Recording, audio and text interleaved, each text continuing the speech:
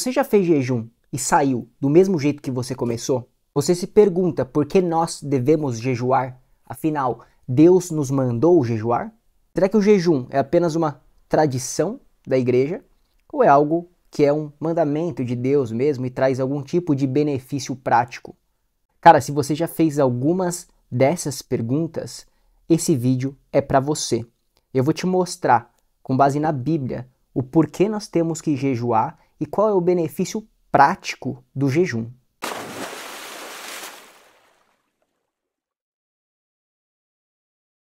O jejum sempre foi uma prática da igreja primitiva e do judaísmo. O próprio Jesus fez jejum e incentivou o jejum. O povo de Deus tinha uma prática constante de jejum no Velho Testamento. É só você ler um pouquinho da Bíblia que você vai notar muitos personagens fazendo jejum.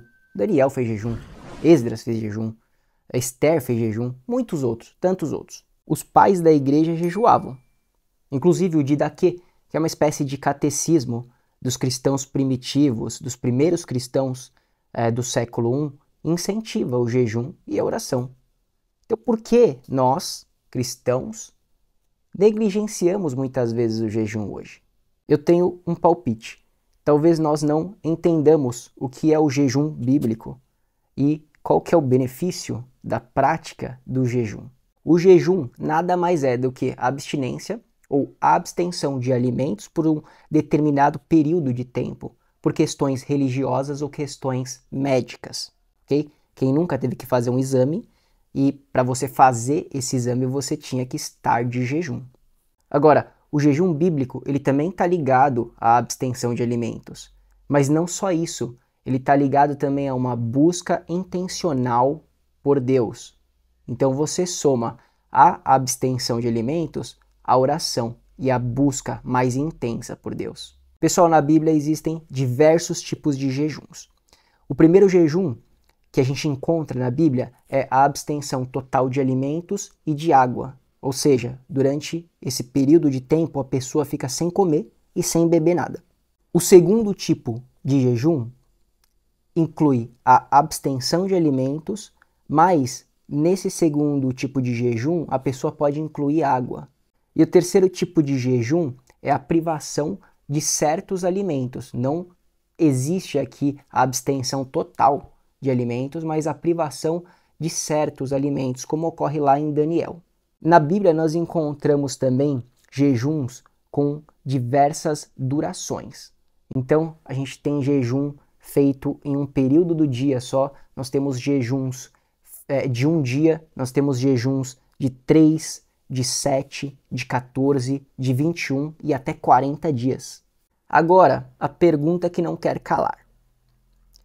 Guilherme, por que eu não posso fazer jejum de Instagram, de televisão, de redes sociais em geral, para me dedicar mais a Deus? Vamos lá, pessoal. Como eu disse antes, o jejum bíblico está sempre ligado à abstenção de alimentos, mais uma busca intencional por Deus. Ou seja, você inclui oração, uma busca mais intensa durante esse período. Quando você faz um voto ali de ficar sem Instagram, ficar sem TV, ou ficar sem qualquer outra coisa que ocupe o seu tempo para dedicar esse tempo a Deus, cara, você vai ter resultados espirituais muito bons com isso. Vai te trazer benefícios espirituais muito bons. E você pode chamar isso de um voto com Deus, mas biblicamente eu não posso chamar isso de jejum, ok? Porque o jejum bíblico está sempre ligado à abstenção de alimentos.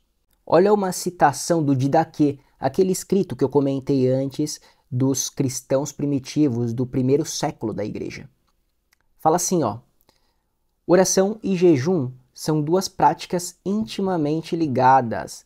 O jejum lembra a pessoa que existe uma fome maior que só a vinda do reino de Deus pode satisfazer. A oração mantém a pessoa aberta para o projeto de Deus e consciente dos pedidos essenciais para que esse projeto se realize. Pessoal, nós entendemos o que é jejum, segundo a Bíblia, até aqui, ok?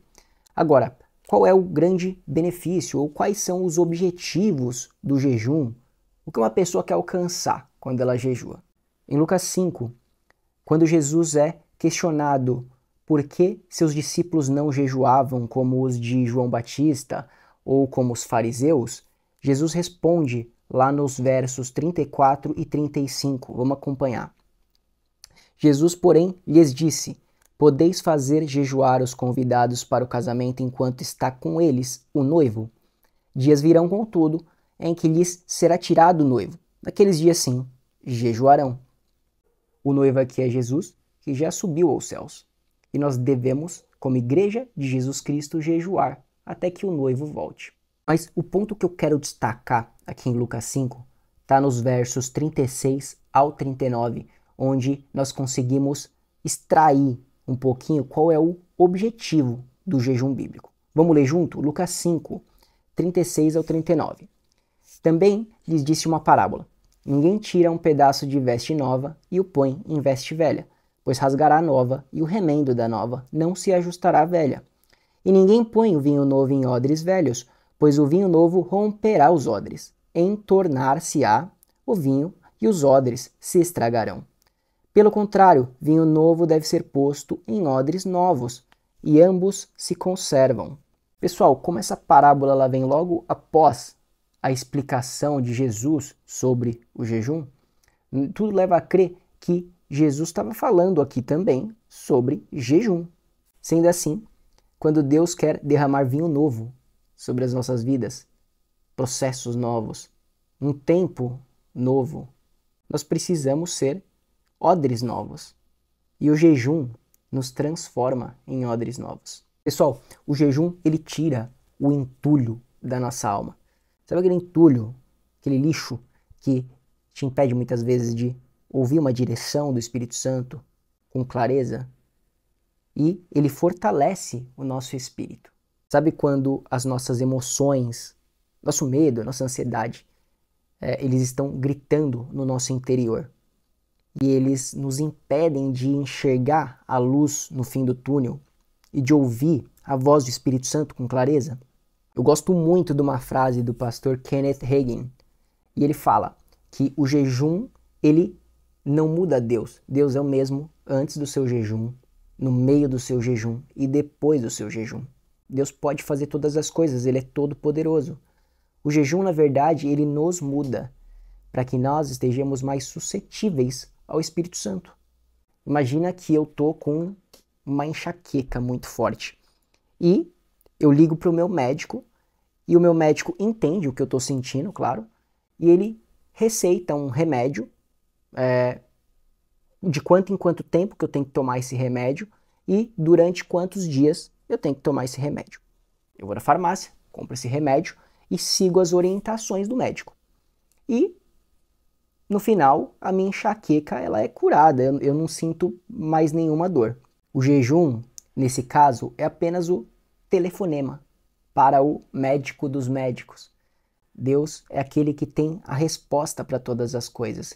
E por meio do jejum, nós esperamos estar mais suscetíveis ao Espírito Santo e a ouvir Deus com mais clareza. Agora imagina se essa ligação não está boa, se tem algum tipo de ruído nessa ligação. Imagina que eu não tivesse entendido muito bem o nome do remédio que o médico receitou e eu comprasse o remédio errado. Cara, isso me daria um problema gigante.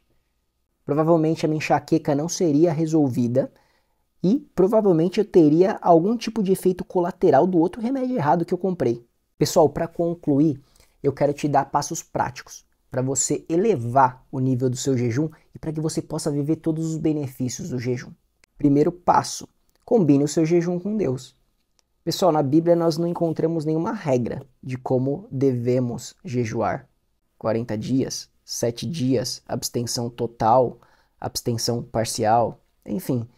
Isso é uma coisa que você vai definir com Deus. Só garanta que o seu jejum tenha abstenção de alimentos de alguma forma, mais uma busca intencional por Deus, mais oração, ok? Segundo passo, comece pequeno, mas comece. Amigo, amiga, se você nunca fez jejum, comece. Você não precisa começar fazendo 40 dias de jejum sem alimento e sem água. Começa com algo pequeno, começa te removendo uma refeição, um tipo de alimento. E claro, com uma busca intencional por Deus, senão vira dieta, ok? Mas começa, e conforme você for avançando na caminhada cristã e for se sentindo mais confiante, vá buscando direção do Espírito Santo e vá esticando esse jejum, vai aumentando o tempo. Só vai te trazer benefícios. Terceiro passo, quando você fizer um voto com Deus, e aí não precisa ser jejum só não, tá? Qualquer tipo de voto, qualquer tipo de acordo que você fizer com Deus, o cumpra. Isso é muito sério. Olha lá em Deuteronômio e Eclesiastes. Querido, querida, se você gostou dessa aula, curte, porque quando você curte, o YouTube mostra para cada vez mais pessoas e cada vez mais pessoas vão ter acesso a essa aula. Se inscreve também porque toda semana tem aula nova. Tem aulas que durariam, sei lá, 1 hora e meia, elas estão sendo comprimidas em 10, 15 minutos e você tem acesso a quase todo o conteúdo, tá bom? O Matando a Sede termina aqui. Espero que você tenha saciado a sua sede de hoje e se abra para o novo de Deus. Amém? Glória a Deus.